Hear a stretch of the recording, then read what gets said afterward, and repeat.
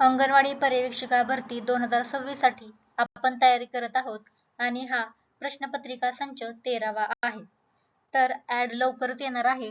त्यासाठी आपण आधीच सगळी तयारी करून ठेवूया. पुन्हा कारणे नको की माझी पेपर का गेला, मला मार्क का नाही आले. चला माझ्यासोबत आपण पहिला प्रश्न डिस्कस करूया. पहिला प्रश्न काय आहे? भाबर प्रदेश भारतातील कोणत्या पर्वत रांगेच्या पायथ्याशी आढळतो? अरवली, हिमालय, विंध्य, सातपुडा. आता तुम्हाला हा प्रश्न येण्यासाठी नक्की भाबर प्रदेश म्हणजे काय हे आधी समजायला हवं. भाबर प्रदेश म्हणजे काय हे तुम्हाला समजायला हवं. तर काय असतं? हा डोंगर आहे. हा, आता ह्या डोंगरातून नद्या येत जात राहणार, पाऊस होतो त्यामुळे वाळू, रेती, मोठाले दगड गरगळत खाली येतात आणि ते सगळे इथे साठले जातात. कुठं साठतात? ते इथं असे साठले जातात, असे छोटे छोटे किंवा मोठ्या आकाराचे असे असे इथे खाली पायथ्याशी साठले जाणार आहेत. आणि त्या सगळ्यांनाच आपण म्हणतो भाबर प्रदेश. भाबर प्रदेश. आता इथं जर छोटे छोटे रेतीत टाईप दगड असतील तर इथं नद्या असणार आहेत का? नाही, नद्या इथं नसणार आहेत. की त्या नद्या लुप्त होतात आणि ह्याच्या खालीच, या भाबरच्या खाली एक दुसरा प्रदेश असतो, तो मी लाल पेनाने दाखवते. तिथे एकदम गाळ हे असतो, एकदम छोटा छोटा गाळ, दलदलीत माती, जिथे शेती चांगल्या प्रमाणे केली जाते. इथं भाबरमध्ये लुप्त झालेल्या नद्या तळाईमध्ये पुन्हा जन्मास येतात. म्हणून तळाई हा आपल्या शेतीसाठी उपयुक्त मानला जातो. आता आपला प्रश्न काय विचारला आहे तुम्हाला कळालं का? डोंगराच्या पायथ्याशी, म्हणून इथं म्हटले प्रश्नातच, कोणत्या पर्वतरांगेच्या पायथ्याशी हा भाबर प्रदेश आढळतो? कोणता असणार आहे तो? हिमालय या पायथ्याशी आढळतो. आपण एक्सप्लेनेशन पाहू. हिमालय, हिमालय म्हणजेच Aravalli. Sorry sorry sorry sorry सगळं गोंधळ झालेला आहे. हिमालयाच्या पायथ्याशी भाबर आपल्याला मिळतो. आता हिमालयाच्या पायथ्याशी कुठली रेंज आहे? शिवालिक रेंज हिमालयाच्या पायथ्यास आढळते. म्हणजेच पर्वतरांगेच्या दक्षिणेस भाबर प्रदेश आढळतो. हा प्रदेश कसा असणार आहे?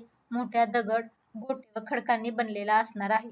या भागात नद्याचे पाणी जमिनीत जिरपते. भाबरच्या दक्षिणेला तराई प्रदेश असून नद्या त्या पुन्हा पृष्ठभागावर येतात. तराई हा दलदलीचा प्रदेश असतो. तराई कसा असतो? दलदलीचा. तर भाबर हा दगडगोट्यांचा प्रदेश असतो. आलं लक्षात? भाबर म्हणजे काय? शिवालिक पर्वतरांगेच्या दक्षिणेस म्हणजेच पायथ्याशी आढळतो. आता पुढचा प्रश्न, भारतातील सर्वाधिक कॉफी उत्पादन करणारे राज्य कोणते आहे? कोणत्या राज्यात कॉफी उत्पादन सर्वाधिक घेतलं जातं? केरळ, कर्नाटक, तमिळनाडू, आंध्र प्रदेश. कुठे कॉफी घेतलं जातं? तुम्ही कॉफी पितच असाल, पण कॉफी कुठं उत्पादन होते हे माहिती पाहिजे. कुठं उत्पादन होते? तर आपल्या कर्नाटक राज्यात कॉफीचे सर्वाधिक उत्पादन घेतलं जातं. किती? तर सुमारे 70% कॉफी कर्नाटकात एकट्या पाहायला मिळते. आता कोणते जिल्हे प्रसिद्ध आहेत? तर तिथले कोडगू, चिकमंगळूर आणि हसन हे प्रमुख जिल्हे कॉफीचे उत्पादन घेतात. आणि आपल्या भारतातली कॉफी निर्यात होत असते. निर्यातदार म्हणून कॉफीसाठी भारत ओळखला जातो. आता कॉफी बोर्डाचे मुख्यालय जर विचारलं तर आपल्याला बेंगळुरू उत्तर दिसेल. कारण का? तर कर्नाटकमध्ये बेंगळुरू येतं आणि कर्नाटक 70% कॉफी उत्पादन करत असतं. कॉफीसाठी म्हणलं की कर्नाटक आणि चहा म्हणलं की आपल्याला आसामचे मळे आठवायला पाहिजे. आता हे झाले भारताच्या दृष्टिकोनातून. जर आपल्याला विचारलं महाराष्ट्रातील कोणता जिल्हा कॉफी उत्पादन घेतो, तर उत्तर काय असायला हवं? कोणाला माहितीये का महाराष्ट्रात कुठल्या जिल्ह्यात कॉफीचं उत्पादन होतं? तर तो आहे सिंधुदुर्ग जिल्हा. सिंधुदुर्ग जिल्ह्यात कॉफीचे उत्पादन घेतले जाते. लक्षात ठेवा, हा आपल्या महाराष्ट्राच्या दृष्टीने असणारा प्रश्न आहे. राज्यपाल आपल्या राजीनाम्याचे पत्र कोणाकडे सादर करतो? रेजिग्नेशन लेटर म्हणजेच राजीनामा राज्यपाल कोणाकडे देतो? पंतप्रधान, मुख्यमंत्री, राष्ट्रपती की उपराष्ट्रपती? कोणाकडे राज्यपाल आपला राजीनामा देतो? बर, राज्यपालाची नियुक्ती कोण करतं? राज्यपालाची नियुक्ती करतो राष्ट्रपती आणि राज्यपालाचा राजीनामा पण राष्ट्रपतीच घेतो. त्याच्यामुळे आपलं उत्तर असणार आहे सी. सी आपलं योग्य उत्तर असणार आहे.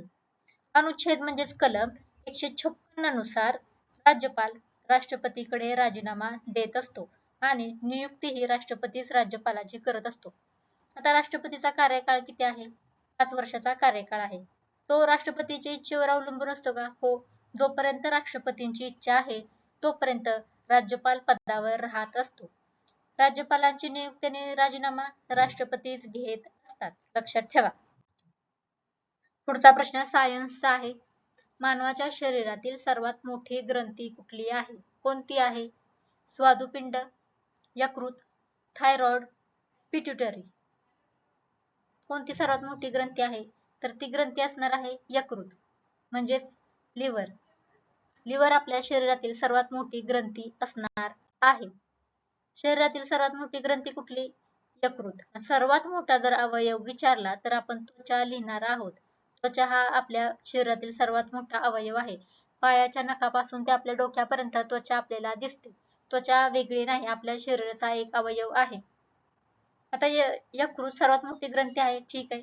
यकृतात पित्त म्हणजे बाइल ज्यूस तयार होतो आणि रक्तातील विषारी पदार्थाचे शुद्धीकरण पण यकृत करत असते. लार्जेस्ट ग्लँड विचारलं तर लिव्हर लिहायचं आणि लार्जेस्ट ऑर्गन विचारलं तर स्किन लिहून यायचं आहे. पुढचा प्रश्न, व्हिटॅमिन B12 च्या कमतरतेमुळे कोणता रोग होतो? स्कर्वी, रिकेट्स, पर्निशियस ॲनिमिया, रातआंधळेपणा. कोणता होतो? आता स्कर्वी कशामुळे होतो? व्हिटॅमिन सी च्या कमतरतेमुळे आपल्याला स्कर्वी होतो. रिकेट्स कशामुळे होतो? व्हिटॅमिन डी च्या कमतरतेमुळे. आणि रातआंधळेपणा आपल्याला व्हिटॅमिन ए च्या कमतरतेमुळे दिसून येतो. राहिला ऑप्शन कोणता? तर ऑप्शन सी हे आपलं योग्य उत्तर असणार आहे. पर्निशियस ॲनिमिया B12 च्या कमतरतेमुळे होतो.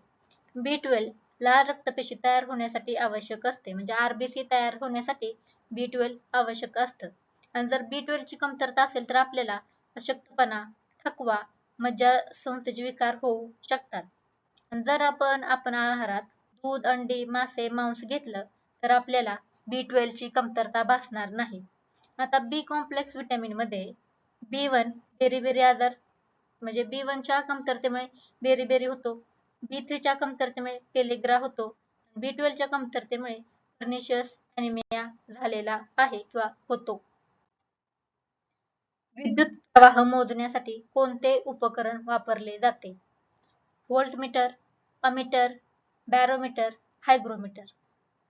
कोणते उपकरण वापरतात विद्युत प्रवाह मोजण्यासाठी? तर ते आहे अमीटर वापरलं जातं. कोणतं? मीटर वापरलं जातं विद्युत प्रवाह मोजण्यासाठी. आणि एकक कोणता आहे? विद्युत प्रवाहाचे एकक एम्पियर आहे, तर विद्युत प्रवाह मोजण्यासाठी मीटर वापरले जाते. आता पुढचा आपल्याला ऍक्ट आहे. ऍक्ट वर आपल्याला भरपूर प्रश्न ICDS मध्ये आहे, त्याच्यामुळे सगळे ऍक्ट आपण कव्हर करत आलेलो आहोत. एक एक घेतलेला आहे. आधीचे लेक्चर पहा, त्यात पूर्ण ऍक्ट आणि त्यांचे विश्लेषण त्यांच्या सेक्शन सहित दिलेलं आहे. वन हक्क अधिनियम फॉरेस्ट राईट ऍक्ट कोणत्या वर्षी लागू झाला आहे? 2002, 2004, 2006 की 2008? कोणत्या वर्षी लागू झाला आहे? तर 2006 ला हा कायदा लागू झालेला आहे. पूर्ण नाव काय आहे या कायद्याचे? Schedule tribes and other traditional forest dwellers recognition of forest right act 2006 हे त्याचं पूर्ण नाव आहे.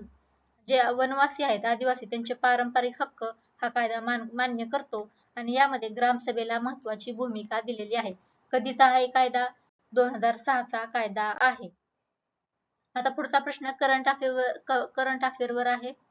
भारताने 2026 मध्ये G20 अध्यक्षपद कोणाकडे सुपूर्द केले आहे? म्हणजे काय? तर भारताने अध्यक्षपद कोणाकडे दिले आहे G20 या संघटनेचे? तर ते कोण आहे? दक्षिण ब्राझील आहे. G20 अध्यक्षपद दरवर्षी बदलत असते. आता ह्या वर्षी कोणाकडे असणार आहे? दक्षिण आफ्रिकाकडे असणार आहे. G20 आहे तरी काय? जगातील प्रमुख जे देश आहेत त्यांच्या अर्थव्यवस्था ते देश सहभागी होतात या संघटनेमध्ये. उद्दिष्ट काय? जागतिक आर्थिक सहकार्य वाढवणे हे उद्दिष्ट आहे. ग्राहक संरक्षण अधिनियम कंझ्युमर प्रोटेक्शन ऍक्ट ची नवीन आवृत्ती कोणत्या वर्षी लागू झाली आहे? म्हणजे कधी हा नवीन आवृत्तीसह अमेंडमेंटसह हा कायदा अस्तित्वात आला आहे आणि जुना कायदा कधीचा आहे सांगायचे. जुना कायदा आहे 1986 चा. कधीचा? 1986चा. मग त्यामध्ये बदल करून नवीन आवृत्ती कोणत्या वर्षी आली? तर ती आलेली आहे 2019 ला. कधी? 2019 ला आलेली आहे. 1986चा जुना कायदा रद्द करून 2019 चा कायदा लागू करण्यात आला आणि यानुसार कशाची स्थापना झाली? CCPA म्हणजेच सेंट्रल कन्झ्युमर प्रोटेक्शन ऑथॉरिटीची स्थापना करण्यात आली आणि या अंतर्गत ई कॉमर्स व्यवहारांनाही कक्षेत आणले गेले. म्हणजेच आपण जे ऑनलाईन खरेदी करतो, विक्री करतो, म्हणजे डिजिटल पद्धतीने जे व्यवहार होतात त्यांचा पण समावेश आता या नवीन कक्षेत कायद्यात होणार आहे. कधीचा कायदा? 1986 चा. नवीन आवृत्ती कधीची आहे? कधीची आहे? तर 2019 ची. 2026 मध्ये कोणत्या भारतीय अंतराळ मोहिमेची सर्वाधिक चर्चा झाली? सायन्स वर क्वेश्चन आहे हा. सायन्स आणि टेक्नॉलॉजीवर. आदित्य L1, गगनयान, चांद्रयान 2 की रिसॅट 2? 2026 मध्ये एकच चर्चा आहे, ती म्हणजे कशाची? गगनयान. गगनयानची चर्चा आहे. गगनयान काय आहे? तर ही इस्रोची पहिली मानवयुक्त अंतराळ मोहीम असणार आहे. कुणाची? इस्रोची. लक्षात घ्या, इस्रोची. मानवयुक्त म्हणजेच काय? 3 आपले इंडियन्स अंतराळवीर आपल्या पृथ्वीच्या कक्षेत पाठवले जाणार आहेत. किती? 3. कोणाद्वारे प्रशिक्षण सुरू आहे? रशियाद्वारे आपले प्रशिक्षण सुरू आहे. पृथ्वीच्या कक्षेत पाठवण्याचे उद्दिष्ट आहे. यासाठी अनेक चाचण्या आधी घेण्यात आलेल्या आहेत. आणि गगनयान म्हणजे काय? ह्युमन स्पेस मिशन आहे. 3 अंतराळवीर पृथ्वीच्या कक्षेत पाठवायचा आहे. इस्रोद्वारे ही मोहीम राबवली जाणार आहे. लक्षात ठेवायचं. लो अर्थ ऑर्बिट मध्ये पाठवले जाणार आहेत. आता योजना पाहू. प्रधानमंत्री सूर्यघर मोफत वीज योजना कोणत्या क्षेत्राशी संबंधित आहे? आरोग्य, सौर ऊर्जा, शेती, शिक्षण. आता योजनेच्या नावातूनच तुम्हाला उत्तर कळत आहे. सूर्यघर मोफत वीज योजना. आता वीज आहे म्हटल्यावर आरोग्य, शेती, शिक्षण ऑप्शन कट होऊन बी हे उत्तर येत आहे. कधी कधी लॉजिकने पण उत्तर सोडवता येतात. सौर ऊर्जा. घरांवर रूफटॉप सोलर पॅनल्स बसवण्यासाठी अनुदान सरकार देणार आहे. वीज बिल कमी करणे, स्वच्छ ऊर्जा वाढवणे हा उद्देश असणार आहे आणि जर जास्त वीज निर्माण झाली तर वीज ग्रीडला विकण्याची ही सुविधा आहे. Solar plus subsidy plus rooftop एवढं लक्षात ठेवा. दुसरी योजना, अटल पेन्शन योजना मुख्यतः कोणासाठी आहे? असंघटित क्षेत्रातील कामगार, सरकारी कर्मचारी, विद्यार्थी की उद्योगपती? कोणासाठी आहे अटल पेन्शन योजना? आता विद्यार्थी आणि उद्योगपतींसाठी योजना असणार आहे का पेन्शनची? नाही. कोणासाठी असणार आहे? संघटित क्षेत्रातील कामगार. कधी सुरू झाली ही योजना? 2015 ला सुरू झाली अटल पेन्शन योजना आणि असंघटित क्षेत्रातील कामगारांसाठी योजना आहे. 18 ते 40 वर्ष असायला पाहिजे योजनेचा लाभ घेण्यासाठी. निवृत्तीनंतर तुम्हाला पेन्शन निश्चितपणे मिळणार आहे. अटल पेन्शन योजना अनऑर्गनाइज्ड सेक्टरसाठी अवेलेबल आहे. शेवटचा प्रश्न, रेपो दर कोण ठरवतं? रेपो दर कोण ठरवतं? सेबी आहे, RBI, वित्त आयोग की नीती आयोग? या प्रश्नाचं उत्तर तुम्ही देणार आहात, मी देणार नाही. कमेंट सेक्शन मध्ये सांगा. नेक्स्ट टाइम मी व्हिडिओ मध्ये ह्याचं एक्सप्लेनेशन देणार आहे. रेपो रेट म्हणजे काय? रेपो रेट म्हणजे काय? जेव्हा बँका RBI कडून कर्ज स्वरूपात रक्कम घेतात तेव्हा RBI जी दर लावते त्याला रेपो रेट म्हणतात. कमेंट सेक्शन मध्ये सांगा. नेक्स्ट टाइम मी याचं उत्तर देणार आहे. तर अभ्यास करत राहा. एक्झाम येत आहे. सगळ्यात पास होऊया, सगळ्यात पुढे जाऊया. हाच आपला मोटिव्ह असणार आहे.